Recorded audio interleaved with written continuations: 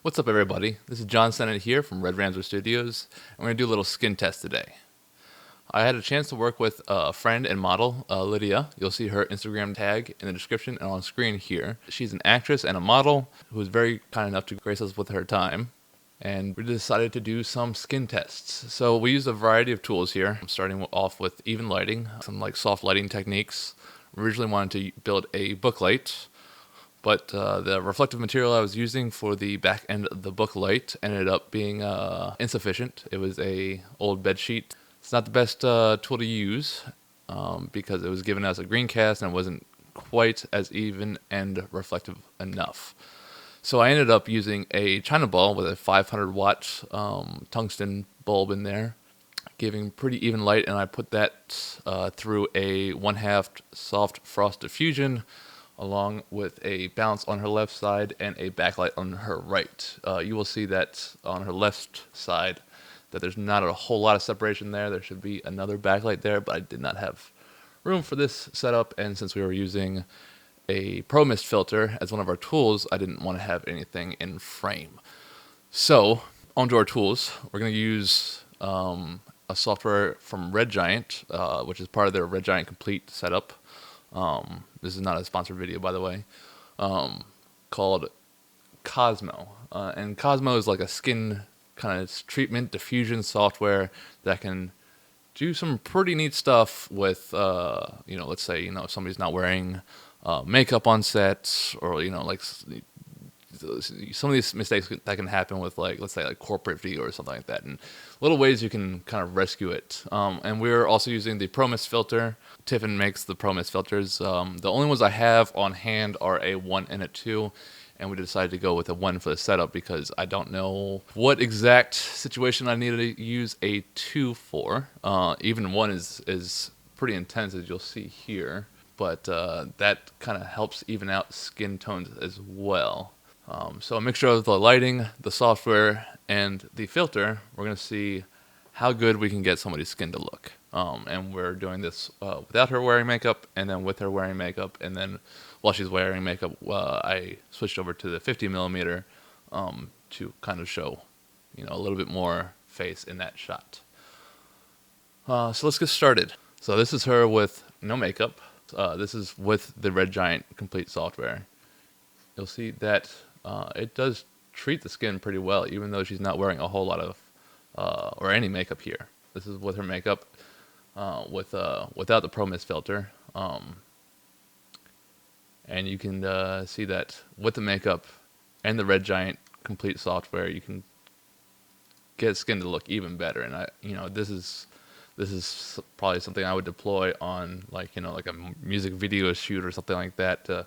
We've got, and then this is with the 50 millimeter, and you can see that even close up, this software can do some pretty intense stuff.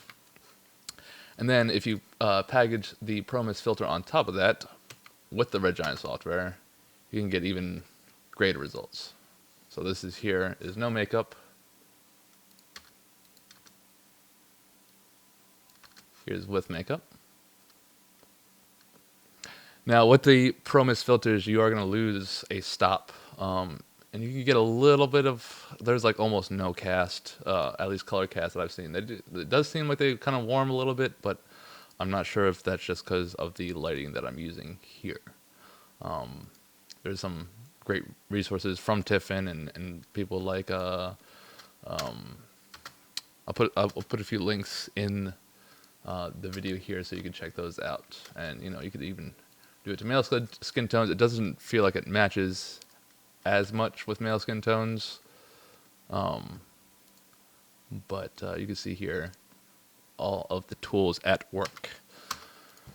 So going from there, let's go to our no filter without the Pro Mist filter section here, and we're just going to go and drag in Cosmo. And you're going to get a few different settings here. I've already got my grade on here, so we're shooting this on the GH5S in Cinema 4K with the Vlog profile for color, which is giving us pretty decent amount of color space to work with, so we could push this grade a little bit, but I kind of wanted to keep it more natural, so we're using mostly just a Rec 709 conversion LUT here. And I'm going to go ahead and zoom in. Now, if you shoot somebody and they forget to wear makeup and you hand this video off, generally your clients aren't going to be too happy. So let's go ahead and tell the Cosmo software to start working on her skin tones. So you just use that little eyedropper here, and I'm going to select something kind of like mid, kind of grade inner skin tones, like kind of like this forehead area here, and you'll see instantly this software goes to work.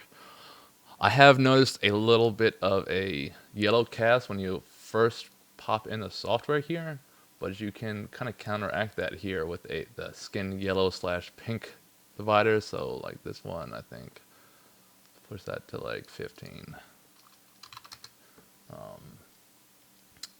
And then you got a whole bunch of other settings. I mean, pretty much right out the gate, you're seeing, much more even skin tones here. You can like make it even smoother, but you'll notice once you kind of push some of these settings, you'll get these weird little hot spots that almost look like they're like wet or greasy. So you kind of generally want to stay away from some of that. Preserving detail, you can kind of bring some of those natural features back in, and you can just restore noise. So it's trying to restore the camera noise back onto the skin.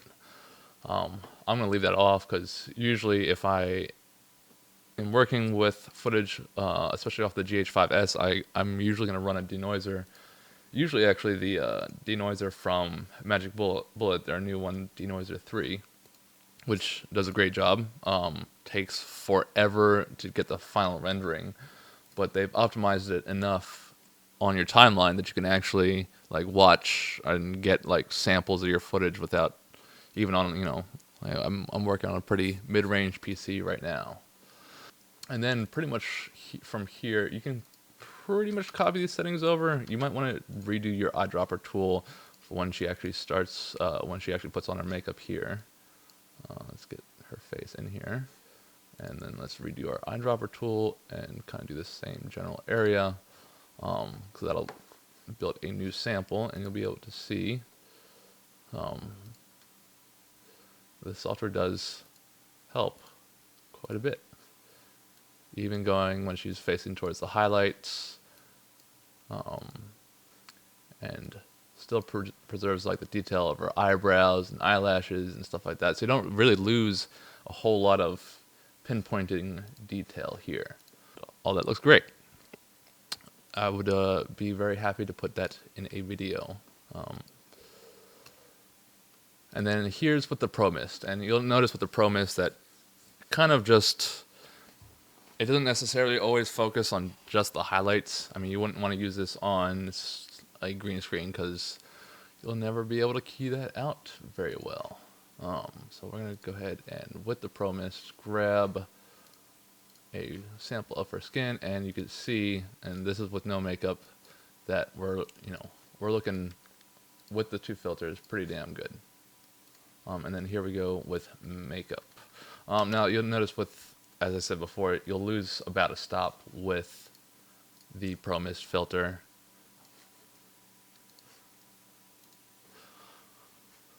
But you can usually, since I'm recording on log, we can kind of restore some of that through Lumetri here, or you can see what that does. What does that look like compared to our regular footage? I'm going to push that a little bit more.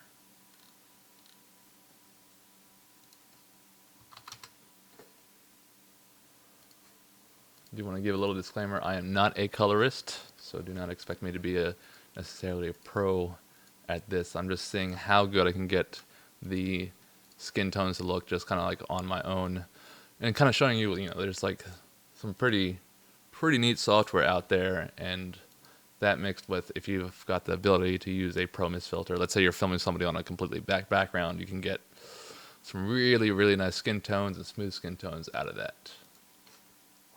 Let's go ahead and do the same here.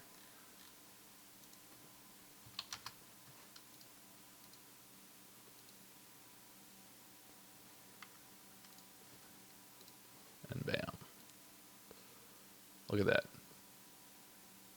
And this is, shot in Cinema 4K, so we're getting quite a lot of pixels here, and you can really kind of see that it really smooths out a lot of the imperfections on the skin to make somebody, kind of look that extra step to being extra beautiful on video. So I hope informing you on some of these tools was helpful to you. If you would like to see more, make sure you subscribe, give me a like, and I will try to do more videos like this in the future using some different techniques. Thank you. Bye-bye.